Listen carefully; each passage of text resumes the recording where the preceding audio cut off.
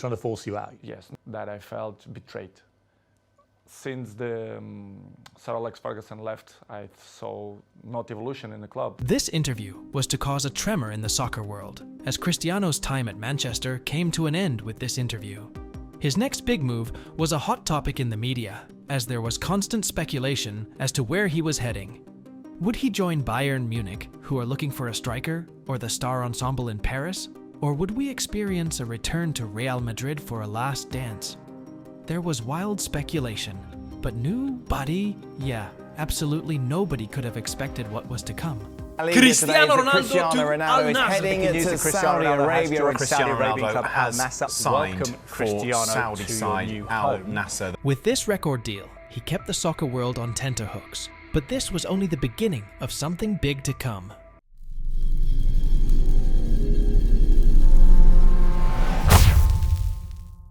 Time passed until the summer transfer window, where things went pretty quiet around the league. But then came a highly interesting summer of transfers, with huge investments in international top stars. For example, the reigning world footballer Karim Benzema moved from Real to Al Ittihad for an annual salary of 200 million euros. Neymar, one of soccer's most dazzling figures, moved to Al Hilal shortly before the transfer deadline for an annual salary of 150 million euros. Riyad Mahrez, reigning Champions League winner, has his services paid for by Al Ahly for 30 million euros, and Sadio Mane, Africa's Footballer of the Year, left Bayern to join Cristiano for an additional 40 million euros. In addition to these players, numerous other top players made their way to the desert, and these were obviously also lured with absurd wages that not even the top European clubs could keep up with.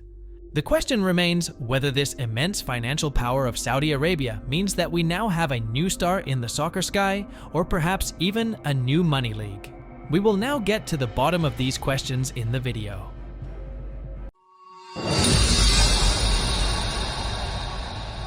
Before we start with the video, it would support me very much if you leave a subscription and activate the bell to not miss future videos. And it would mean a lot to me if you leave a like there, thank you.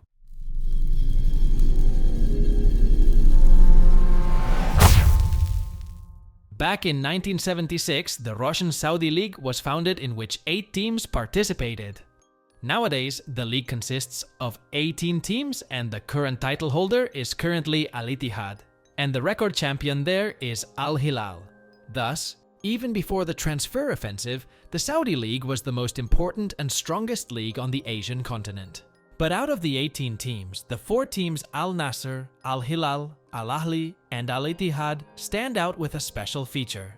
The clubs were transformed into companies that were taken over by the Saudi Arabian state fund PIF at a rate of 75%, and thus provided the necessary financial resources to sign international top stars.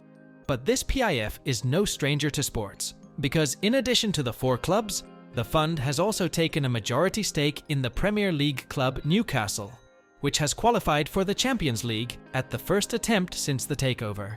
In Formula 1, they host the event on the Jeddah circuit, and they have created the Golf Tour, Live Golf event, where the best golfers in the world participate.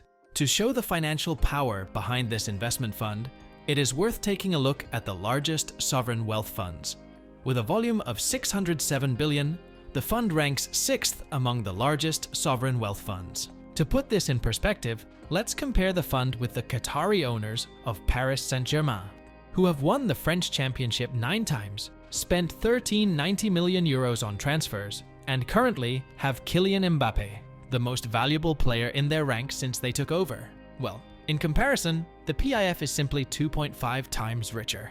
If we now compare the fund with the remaining 19 owners of the Premier League clubs, after all the strongest league in the world, then the fund simply has 5.5 times the assets of all the other 19 owners together.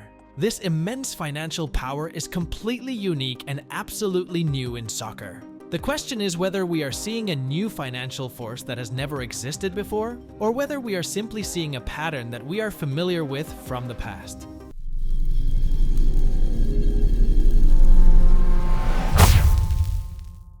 Back in 2010, we saw the first beginnings of a new money league, with Russian clubs backed by rich companies making massive investments. As a result, players such as Axel Witsel, Hulk, and Samuel Eto'o were brought into the league on lucrative salaries. To illustrate the development of the league, we need to take a look at transfer spending. Before the money offensive, transfer spending amounted to 115 million for the year 2010. With the newly acquired assets, spending has increased immensely, namely to 989 million over the period up to 2014, making the Russian league the league with the 6th highest spending. That is, only the top 5 leagues were ahead of it. This spending came to an end, and in 2015, someone new took over the money league status, namely China, who shook up soccer with their newfound wealth. Once again, Hulk and Witsel joined the new money league, as well as talents such as the Brazilian Oscar. Thanks to the newly acquired investors, the Chinese league has also experienced growth that it has never seen before in its history, with 146 million in transfer spending. At the start in 2015, this figure increased to an accumulated 1.6 billion by 2019, which was even greater than the Russian league at the time, and also made the league the 6th highest spending league in the world. Once again, only the top 5 leagues were ahead of this until the companies withdrew their spending in 2019. And in 2023, we witnessed the latest money league, namely the Russian Saudi League. And when it came to transfers, they got serious, because they didn't bring in top stars, but rather superstars, and Ballon d'Or winners like Benzema, Cristiano, and Neymar. To illustrate this drastic growth, we need to take a look at the transfer expenditure in 2022, which amounted to just 43 million. With the takeover of the state fund, 956 million was spent on new players in the 2 transfer periods of 2023 alone, putting the league in 2nd place among the leagues with the most spending. Only the Premier League was even more generous. Such growth in such a short time is unique, and not even the former heavyweights Russia and China could boast something like that at the time. This is also reflected in the growth of the league market value, because the next point is to evaluate what you got from your money. While the Russian league had a growth of 47%, the Chinese league only had a growth of 25%. But these figures are no comparison to the Saudi league, which can boast an insane growth of 195%. Yes, you heard that right, 195%. Here too, we are seeing unprecedented growth in a new emerging league. Next, we need to illustrate how strong the players are based on the clubs where they were brought in. The ELO system is a good way to analyze this. The ELO system originally comes from chess and is currently also used in soccer to assess the strength of a team based on its current performance. Each team is assigned a coefficient that can be used to compare teams regardless of their league. And if we look at the strength of the teams from which the leagues have brought in the players they have bought, we arrive at an average value of 1545 for the new additions to the Russian league, which is on a par with a French relegation candidate like FC Metz. In the Chinese league, we arrived at a figure of 1521 for players newly transferred into the country. This means that, on average, each player was bought by a club of the same caliber as an English second division relegation candidate like Huddersfield Town. This means that the Chinese league brought in lower quality players than the Russian league. And if we now look at the Saudi league, we see that it has signed players from clubs with an average ELO value of 1646, which is comparable to a mid-table team in the German league such as Hoffenheim, from which on average all the players transferred to the country came. The Saudi league has therefore been able to attract players from much stronger teams. And if we just look at the 4 clubs that are under the majority of the Saudi Sovereign Wealth Fund, we see that they have acquired players from teams with an average ELO rating of 1823, which is roughly equivalent to a Champions League knockout stage team like RB Leipzig, so you can already see what caliber of players the newly rich clubs are after. Now that we've seen what kind of teams the players came from, let's take a look at the quality of the players, based on the average market value of the new players brought into the country. Since the market values have changed over time, I have multiplied the average market value by an average market value based on the 100 most valuable players. Since the market values today are higher than in 2010, for example, and in order to achieve comparability between the different leagues with the different time periods. The Russian league has brought in players with an average market value of 5.09 million, while China has brought in players with an average market value of 4.96 million. Once again, the Saudi league towers above them, having brought in players with an average market value of 12.3 million. In other words, more than twice as many valuable players as the other two leagues. If we take another look at the top 4 of the Saudi League, we see a further significant increase in value as they have brought in players with an average market value of 26.2 million. It has never happened before that players of such quality have moved to a newly rich league. In summary, it quickly becomes clear that a force of nature such as the Saudi League's transfer offensive has never before taken place in this form, and that it outshines the former money leagues in all aspects. Now, the only question that remains is whether it also poses a threat to Europe and its top leagues.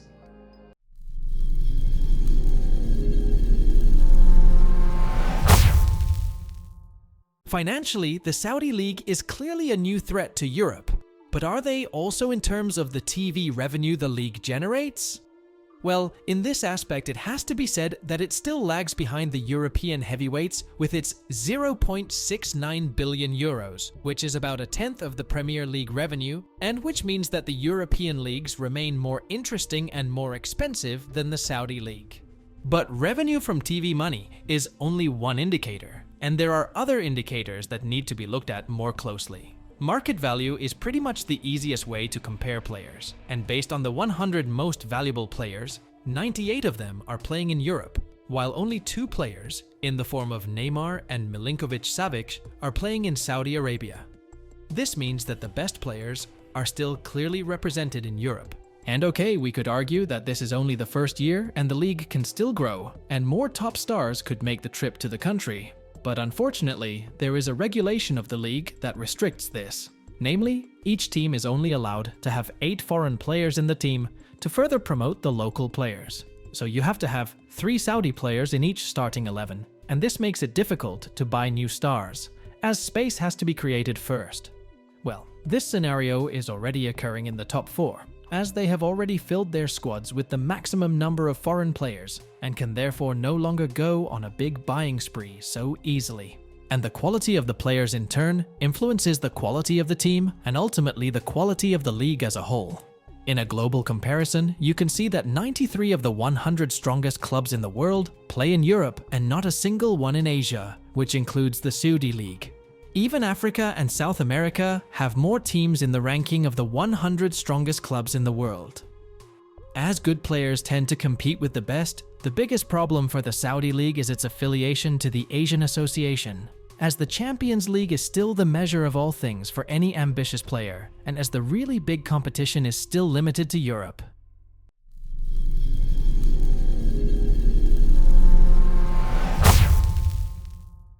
In order to assess whether the Saudi League is only a short-term investment, we need to take a look at the country's general diversification strategy, namely Vision 2030.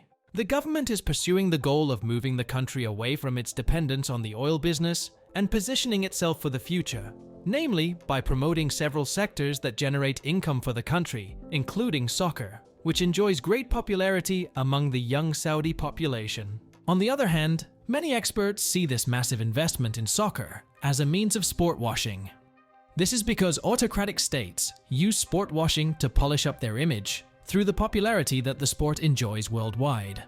Many even assume that this is the first step in a larger plan. At the moment, the staging of the World Cup is once again a hot topic in the media. Due to the current constellation that the 2026 World Cup will be hosted in North America by the USA, Canada, and Mexico, this association is already eliminated for the 2034 award. With this new Monster World Cup 2030, where Paraguay, Uruguay, and Argentina will play their opening matches at home, and the rest of the tournament will then take place in Morocco, Spain, and Portugal, the 3 host associations are out for the 2034 award, leaving only the Asian and Oceania associations to host the tournament. As Oceania has neither the capacity nor the interest, and Australia has denied its candidacy for 2034, Saudi Arabia is the only candidate left, and has now officially been awarded the contract to host the 2034 World Cup. This means that the development of soccer in the country will take on an even more important role, and the country will receive even more media attention by hosting the world's most important tournament. And to show that the government is serious, Crown Prince Mohammed bin Salman has underlined this again in an interview, saying that he does not care about the accusations and will continue to do so until he achieves his and the country's growth targets. In conclusion, it can be said that, in addition to Europe, we now have another address for the future that can definitely have a say in the transfer business and can also continue to attract good players to the country. Nevertheless, the development of the league also depends on the well-being of the country, as the Saudi State Fund is currently still the main source of funding for the league until additional income from TV money or sponsors can support the league. From a sporting point of view, it will be exciting to see whether the Club World Cup reform, which will take effect from 2025, can bring about changes in international soccer and gain in importance. This could help smaller associations to close the gap to Europe. So it will be interesting to see how the whole thing develops, and whether we might be talking about the league in a completely different way in a few years' time, or whether it will still exist at all. Well, only time will tell. Thank you for watching, and if you have any suggestions as to which topics I should analyze next, please leave a comment. Thank you very much, and see you next time.